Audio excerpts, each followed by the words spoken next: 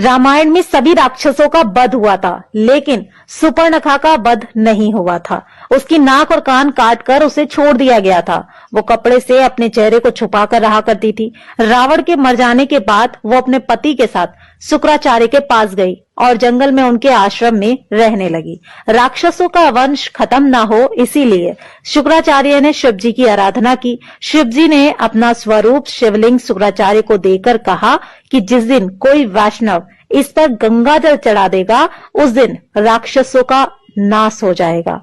उस आत्मलिंग को शुक्राचार्य ने डर की वजह से वैष्णव मतलब हिंदुओं से दूर रेगिस्तान में स्थापित किया, जो आज अरब में मक्का मदीना में है। सुपर्णखा जो उस समय चेहरा ढककर रहती थी, वो परंपरा उसके बच्चों ने पूरी तरह निभाई। आज भी मुस्लिम औरतें अपना चेहरा ढककर रहती हैं। सुपर्णखा के वंशज आज मुसलमान कहलाते हैं, क्योंकि शुक्राचार्य ने इनको जीवन दान दिया। इसलिए ये शुक्रवार को विशेष महत्व देते हैं। पूरी जानकारी तथ्यों पर आधारित और सत्य है। आगे देखिए दोस्तों, अब जानते हैं कि इस्लाम कैसे पैदा हुआ। असल में दोस्तों, इस्लाम कोई धर्म नहीं है, वो एक मजहबी दिनचर्या है। मजहब का मतलब होता है अपने कबीलों के गिरोह को बढ़ाते चले जाना। ये बात सभी जानते हैं कि मोहम्मद मूल रूप से अरब का बासी था। अरब देशों में सिर्फ रेगिस्तान ही पाए जाते हैं, वहाँ जंगल नहीं है, पेड़ भी नहीं है, इसलिए वहाँ मरने के बाद जलाने के लिए लकड़ी न होने के कारण जमीन में दफन कर दिया जाता है। रेगिस्तान में हरियाली नहीं होती, ऐसे में रेगिस्तान में हरा चटक रंग देखकर इंसान चला आता है, जो कि सूचक का काम करता है। अरब देशों में लोग रेगिस्तान में तेज धूप में सफर किया करते थे, इसीलिए वहाँ के लोग सिर को ढकने के लिए टोपी पहनने लगे, जिससे कि लोग बीमार न पड़े। अब रेगिस्तान में खेत तो थे नहीं, ना ही फल थे खाने को, तो वहाँ अनाज नहीं होता था, इसीलिए वहाँ के लोग जानवरों को काट कर खा जाते थे और अपनी भूख मिटाने के लिए इसे कुर्बानी का नाम दे दिया गया और एक प्रथा बना दी गई। फिर त्योहार बना दिया गया। रेगिस्तान में पानी की बहुत कमी रहती थी, इसीलिए लिंग यानी मूत्र मार्ग साफ करने में पानी बर्बाद ना हो जाए, इसीलिए वहाँ के लोग यानी इस मजहब के लोग अपना खतना करने लगे। खतना यानी अपने प्राइवेट पार्ट का अगला हिस्सा काटने लगे।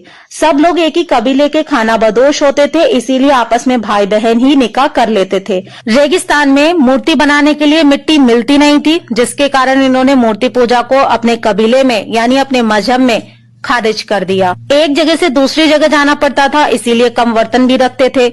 एक ही थाली में 5 लोग मिलकर खाना खा लिया करते थे। कबीले की अधिक से अधिक संख्या बढ़ाई जा सके, इसीलिए हर एक को 4 बीबी रखने की इजाजत दी गई थी।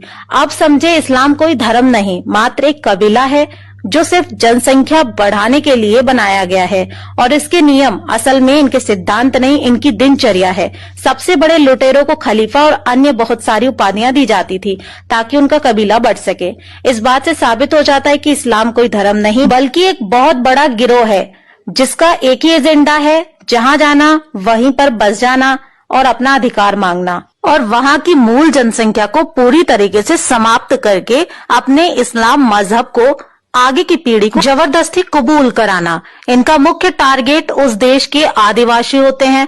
जब तक ये उन आदिवासियों के बीच कम होते हैं, बस तभी तक ये अपनी जनसंख्या बढ़ाते हैं। जब इनकी जनसंख्या उस जगह के मूल निवासियों के 1/3 या बराबर हो जाती है, तब ये धर्म परिवर्तन कराकर रातों रात 2000 से 2 लाख मुस्लिम की योजना पर काम करते हैं।